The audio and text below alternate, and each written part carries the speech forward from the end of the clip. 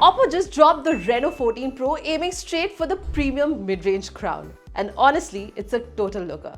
But standing in its way is the OnePlus 13R, a slightly trimmed down flagship that still throws a solid hook. One's built to capture the perfect portrait, the other's built for speed. And honestly, I couldn't resist putting them head to head. But before we jump in, be kind and smash that subscribe button.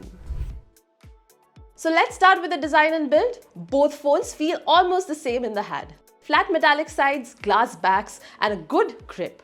But also a bit slippery because of all that glass. The OnePlus 13R I have here is in Nebula Noir. The Reno 14 Pro I tested is pearl white with this cool flame-like shimmer on the side. It looks flashy, but I get the feeling most people will slap on a case. Now the camera bumps. The OnePlus has a big circular bump that got in my way when gaming or watching shows. The Reno's bump looks flashier but sits flush and didn't bother me. Both phones feel light and solid. Gorilla Glass 7i covers the fronts of both. The Reno uses velvet glass on the back which feels smoother and more premium than the Gorilla Glass 7i on the OnePlus. Both phones have fast in-display fingerprint sensors and IR blasters, but the OnePlus still has its handy alert slider, which in my book is one of its best features. The Reno also gets an IP66, 68 and 69 rating. The 13R though just makes do with IP65. So for design and durability, I'm leaning towards the Reno. Now the Reno 14 Pro rocks a 6.83-inch OLED display while the OnePlus 13R sticks to a slightly smaller 6.78-inch AMOLED panel. Both support HDR10+ and 120Hz refresh rates, so content looks crisp and fluid either way.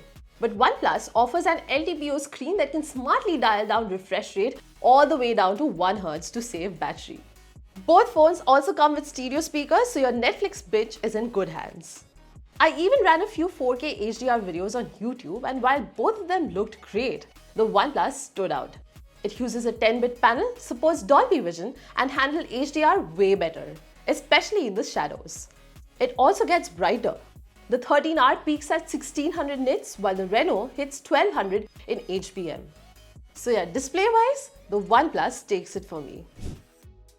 Cameras is where things get really interesting. The 13R packs a 50-megapixel main camera with OIS, a 50-megapixel 2x telephoto, and an 8-megapixel ultrawide.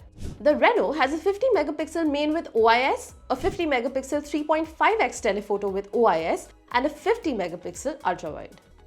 In daylight, both take sharp photos. However, OnePlus's photos are more saturated and punchy.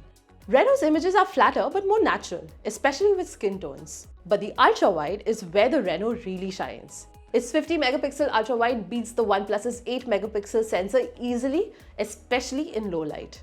In zoom-in portraits, Reno pulls away again. The 3.5x telephoto delivers sharper, clearer shots. Portraits look more natural with better depth. OnePlus is decent, but its portraits can feel a bit over-processed. Selfies are again a no contest. OPPO's 50-megapixel front camera with autofocus is way better than OnePlus's 16-megapixel fixed focus shooter. The Reno also handles highlights much better. Both phones shoot 4K video at 60 FPS on the rear camera. OnePlus stabilization is solid, but sometimes the footage looks over-sharpened and jittery. The Reno's video is smoother with better color accuracy. Plus, Reno can shoot 4K 60 on the front camera, while OnePlus tops out at 1080p 30 FPS. So camera-wise, the Reno takes the crown, but OnePlus clawed back with some serious performance. The OnePlus 13R comes in swinging with a Snapdragon 8 Gen 3, up to 16 gigs of RAM and 512 GB of storage, basically flagship specs. The Reno 14 Pro settles for a Dimensity 8450 with up to 12 GB RAM and 512 GB of storage. Still solid, but definitely not in the same weight class. In day-to-day use, both are quick and responsive, but push them hard in benchmarks and games, and the 13R clearly pulls ahead. It scored 27% higher on Antutu and had a 34% lead in Geekbench's single core. Plus, it stayed cooler during benchmarks. Gaming though sealed it for me. BGMI hit 120 FPS on the 13R with only minor drops. Reno was capped at 60 FPS, though it stayed smooth. All in all, this was an easy win for OnePlus here. Both phones run Android 15. Oxygen OS on OnePlus and Color OS on OPPO, and honestly they feel exact same. As in daily usability is smooth on both. But OnePlus has faster app loading times thanks to its UFS 4.0 storage versus OPPO's UFS 3.1. Both smartphones have bloatware, so neither gets the clean software crown. OPPO's promising 3 years of Android updates and 4 years of security patches, which is fine. But in a world where OnePlus is offering 4 and 6, fine doesn't really cut it. Moving to the batteries, the Reno 14 Pro packs a 6200 mAh battery and the OnePlus 13R has a 6000 mAh cell. Both lasted me well over a day, but surprisingly, the OnePlus pulled ahead by a bit. That Snapdragon chip is just better optimized. Both support 80-watt wired charging and bypass charging, but the Reno wins again since you also get 50-watt wireless charging.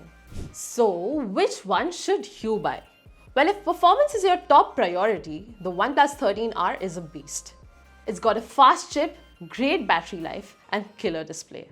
But if you want better cameras, sleeker design, and the bonus of wireless charging, the Reno 14 Pro delivers big time. If it were up to me, I'd pick the Reno 14 Pro because I'm a camera girl and those quad 50 megapixel sensors are kinda hard to ignore. But if you game a lot or want pure speed, the 13R is what you should go for. It all comes down to what you care about more.